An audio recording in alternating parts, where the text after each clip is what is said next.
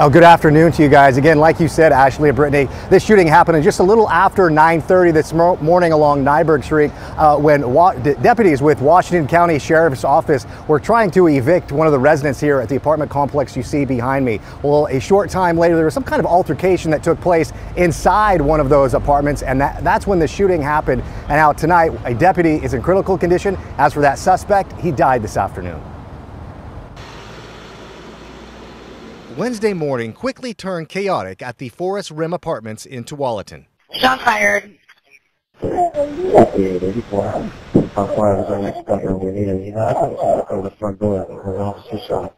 Deputies arrived at the apartment complex shortly after 9:30 in the morning to evict a resident. Almost an hour later, the suspect fired at a deputy.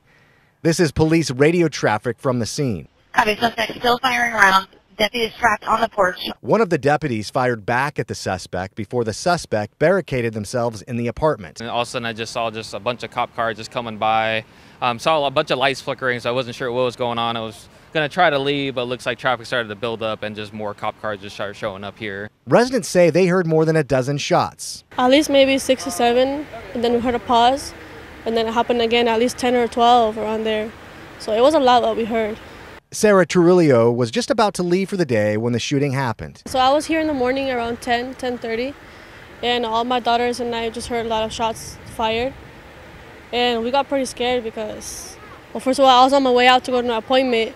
Dozens of law enforcement officers, including the SWAT team, flooded the complex, shutting this section of Nyberg Street for hours. The standoff ended a little after 1 o'clock this afternoon.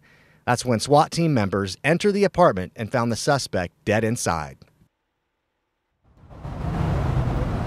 Now again, Ashley and Brittany, this section of Nyberg Street opened up a couple of hours ago, but again, the sheriff's office tonight tells us at least one of the deputies did fire a shot toward that suspect. Tonight, though, we're not sure if that bullet killed the suspect or if the suspect took their own life out here today.